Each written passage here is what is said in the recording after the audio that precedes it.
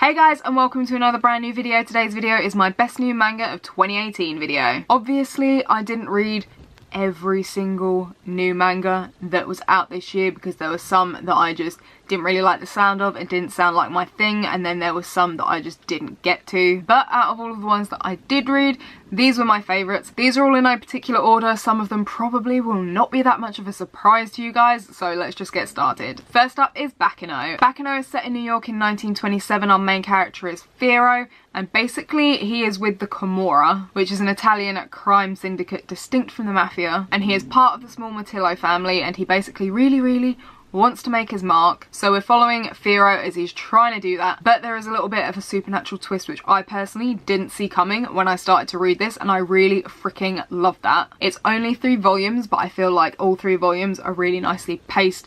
The entire story is really nicely wrapped up. I really love the supernatural element and how it was brought in. There's some chaos surrounding an elixir. We have these 2 thieves that show up at some point and they become friends with him. It has nice character designs. It has characters you can root for. And there's some nice humour that goes along with the action too. And honestly, I am really disappointed that this was only 3 volumes. But I do believe that this is a light novel, which presumably goes on for longer and which I'm obviously going to have to check out now. A terrified teacher at Ghoul School. This is about Haruaki, who is literally the biggest coward ever. He is a teacher, and at his last teaching job the kids basically bullied him, so he kind of like quit and ran away. As he's re-evaluating every single life choice he has ever made, he gets offered a new teaching job at this exclusive school on an island, and he's eager for a second chance, so of course he says yes, and he heads out and he's excited. But it turns out that his students are Yoki, and that it is a school for Yoki, and as we've already discussed, he's a complete and utter coward, and he is absolutely freaking terrified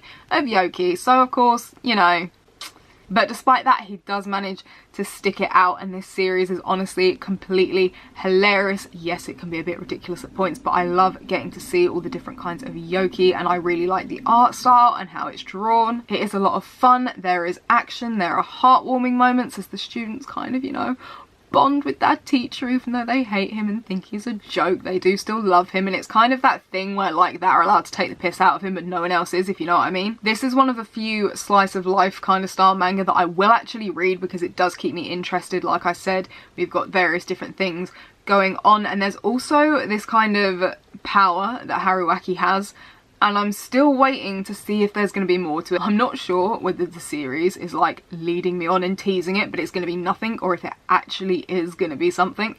Still waiting to find that out, but if it is, it could potentially be quite interesting. Angels of Death, surprising absolutely no one because I have gone on about this series so freaking much on my channel lately. Basically, Rachel wakes up with no memories in this warehouse, and it turns out that she is in this building and she has to go up all of the different floors to get out, which wouldn't be a problem, but there is a different serial killer on each floor and she has to defeat them and get past them. And as she tries to get out of the first floor, she ends up becoming friends. Well, not really friends.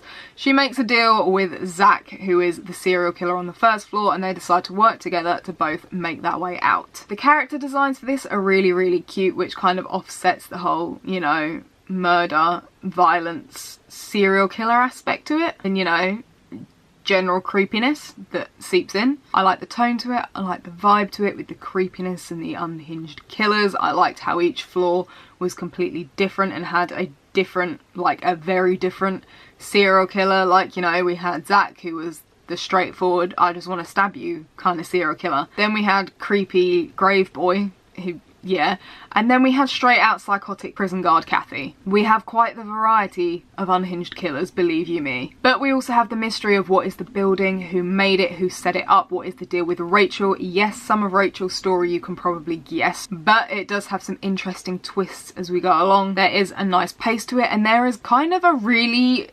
twisted developing romance going on. If you want something darker, this is definitely for you. Mermaid Boys. This is kind of a gender-bent Little Mermaid retelling, basically. We have Naru, the mermaid prince, who falls in love with a human girl, and he makes a deal with Mello so that he can get legs and he can go up to the surface, except of course he has to get her to return his feelings and fall in love with him, otherwise he's gonna vanish into sea foam. But unlike Ariel, he doesn't give up his voice in order to become human. He gives up his good looks, and he goes from looking like this, that you can see here on the cover, to looking like that. In other words, to looking like a standard teenage boy. But yeah, he has a year to form a bond with Nami, who is the human girl that he has fallen for.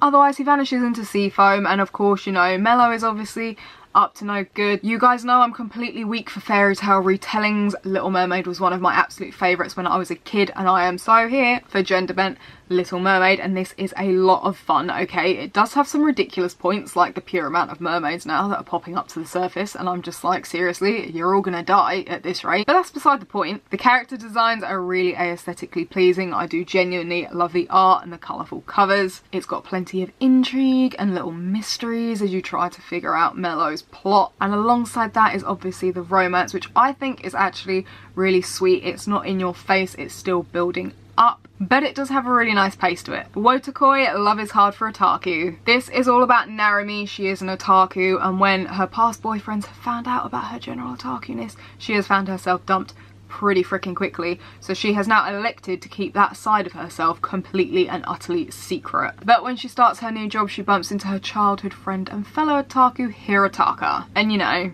he then promptly tries to / nearly outs her in front of her new colleagues. She's determined to do whatever she has to keep his mouth shut and to keep her otaku-ness hidden, and he offers her another option, which is to date him. Not only is Narumi a really freaking relatable character, but she and Hirotaka are totally cute, okay? They are adorable. I love the romance between the two of them. I love how it's developing. I love all the nerdy otaku-ness that's just thrown in throughout. This entire series is just literally steeped in nerdiness, and it's not even just Narumi that's relatable, to be honest. There's plenty of other relatable characters. There's a cosplayer, there's a gaming nerd. Narumi and Hirotaka aren't the only other couple. There is one definite other one, and then one that I'm kind of assuming is going to be a couple, and I'm waiting for it to develop a bit more. But it's just a really funny and cute and sweet series, and the romance isn't in your face, but it is just steeped in freaking nerdiness and relatableness, and oh my god. Versailles of the Dead. We have Marie Antoinette. She is heading to Versailles to marry King Louis the 16th, I think it is. But unfortunately for her, her carriage gets intercepted along the way and she is killed by zombies. But the story doesn't end there though,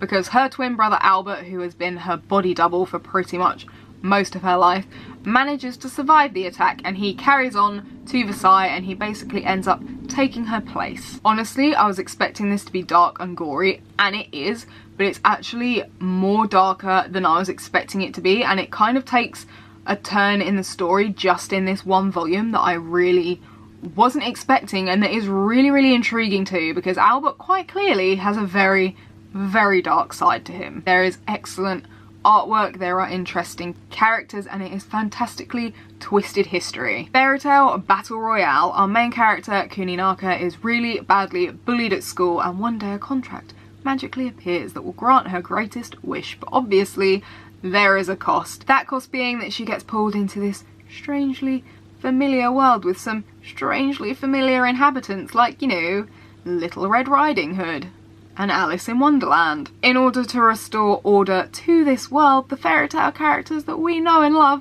have to be destroyed, and it is basically kill or be killed. I love fairy tale characters, and honestly, fairy tale characters fighting to the death really spoke to me, because I feel like there are a lot of fairy tale twists and retellings, but nothing quite like this. There's been plenty of intrigue so far with the world and how it works and the other characters. I'm completely loving seeing if I can recognise the settings of the world and recognise some of the characters, but we have actually covered a lot of ground in just the one volume, and I'm really, really excited to get more volumes of this and to see where the story is going to go. Eden Zero. Our main character, Shiki, has lived on this planet that is essentially an abandoned amusement park his entire life, and the animatronics have basically been his family. But then Rebecca and her companion Happy arrive. Rebecca is basically a YouTuber, and she arrives there for vlogging purposes, and they get more than they bargained for, and they basically end up leaving with Shiki, and they go, and Shiki joins this adventurers guild, and he decides he's going to help her become the best YouTuber that she can be. While this does bear some similarities to fairy tale in more than one way, and I will get onto that more in my mini manga reviews video that is going to be coming in February, I did actually really enjoy this. I liked the art, I'm loving the space setting, it's got some intrigue already and some mysteries, as well as some interesting characters, some nice, some not so nice.